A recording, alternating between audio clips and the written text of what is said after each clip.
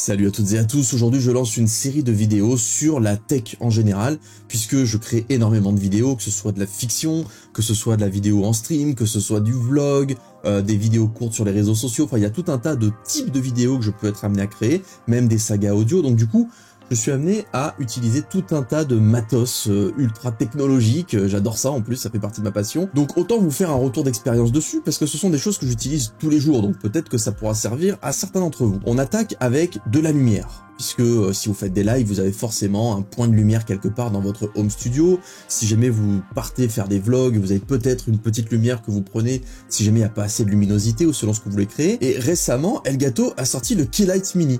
C'est-à-dire que c'est un petit panneau lumineux, hybride, qu'on peut à la fois utiliser en home studio chez soi, mais aussi embarquer. Ça peut être bien aussi si vous êtes obligé de démonter votre setup pour le monter ailleurs, c'est super pratique. Alors, ça ressemble à ça. J'en ai déjà un, donc j'ai pu le tester, mais ça c'est l'autre que j'avais parce que c'est toujours mieux d'avoir deux sources de lumière. C'est pas obligatoire, mais c'est toujours mieux. Donc là vous avez, hop, le petit... en fait c'est même pas une notice. Ah si, au début il y a la notice quand même. Voilà, et après il y a plein de mentions légales. Et donc voilà, quand on le sort, ça ressemble à ça.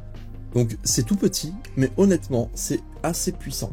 C'est-à-dire que là, si jamais j'appuie sur ce petit bouton là que vous voyez ici, hop, ça va s'allumer parce qu'il y a une batterie intégrée. Donc là, c'est le réglage de base, hein, donc c'est pas très puissant, mais déjà, vous voyez qu'il y a quand même une belle source de lumière.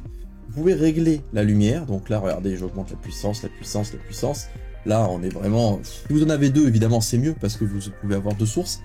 Jamais ne l'allumez pas aussi fort.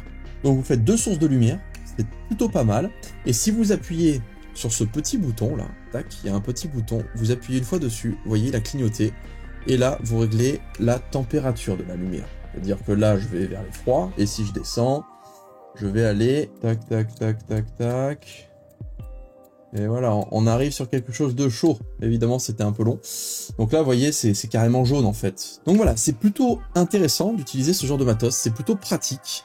Ça tient bien, c'est puissant, c'est lourd. Enfin, c'est de la qualité, c'est Elgato en général. Je suis pas sponsorisé, j'aimerais bien, mais faut bien reconnaître que c'est de la qualité Elgato.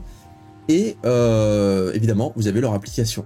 Et là, tout va plus vite quand vous avez leur application. Je vais vous montrer ça. Donc première chose, vous allez sur votre espace Wi-Fi.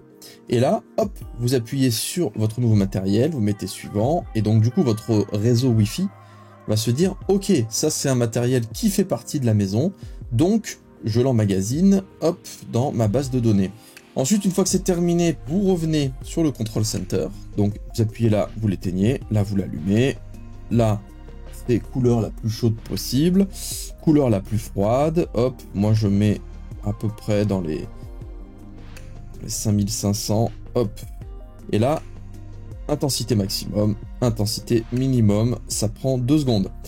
Et donc c'est quand même beaucoup plus rapide de contrôler son matériel depuis l'application Elgato, parce que c'est quand même très bien fait. Et donc le dernier point qu'on peut dire sur ce Elgato, c'est le pas de vis. Hop, il est là, donc c'est assez pratique. Si vous avez besoin de bouger, alors j'ai un petit trépied qui est très bien, on en parlera tout ce qui est fixation et tout ça une prochaine fois. Là, en fait, ça c'est super pratique parce que en vrai, tac, ça permet d'aimanter le téléphone et en 2 secondes vous l'avez qui est fixé quelque part. Mais bon, là c'est pas la question. Normalement ici il y a un pas de vis, donc hop, imaginons vous le fixez ici et vous vous retrouvez avec une lumière et un petit trépied. Alors si vous voulez vous le procurer, n'hésitez pas à passer dans le lien sous la vidéo. J'ai utilisé un système d'affiliation, j'ai découvert ça il y a pas longtemps, je vous en parlerai d'ailleurs si ça vous intéresse. C'est un système d'affiliation où à chaque fois qu'il y a une vente réalisée via un de vos liens, vous touchez un petit pourcentage. Moi mon objectif il est simple, c'est que si jamais j'arrive à créer un petit budget grâce à ce genre de choses, j'achète du nouveau matériel un petit peu high-tech, je vous fais des vidéos, je vous fais découvrir ça, et ensuite j'utilise ce matos pour améliorer mes divers types de contenus. Voilà, c'est aussi simple que ça. Donc si ça vous intéresse, le lien sous la vidéo. Donc voilà, j'espère que ça vous a intéressé.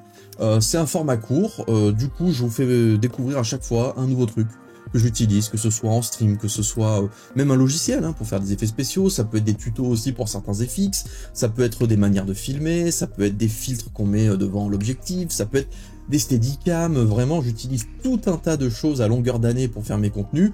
autant vous en faire profiter via mon expertise à moi. Après, hein, chacun est différent, chacun a des méthodes différentes, a des affinités différentes avec le matos. Donc voilà, donc celui-là, vraiment, il me sert beaucoup. Et en plus, alors on en parlera, hein, parce que je suis très fan de Peak Design, j'utilise, c'était un couteau qui vient de tomber, mais il était fermé, tout va bien. J'utilise en fait une petite trousse comme ça, hein, qui est ultra pratique, et hop, je le glisse à l'intérieur, et il rentre parfaitement à l'intérieur, on le voit même plus, hein, il est là, tac, et donc j'ai toujours ma petite lumière sur moi, où que j'aille, et c'est vraiment pratique. Donc voilà, alors n'hésitez pas à vous abonner, c'est vrai que j'oublie à chaque fois de le dire, il faut absolument que je m'habitue à vous le rappeler. Abonnez-vous à cette chaîne, n'hésitez pas si ça vous a plu, et je vous dis à très bientôt pour d'autres contenus. Allez, bye bye.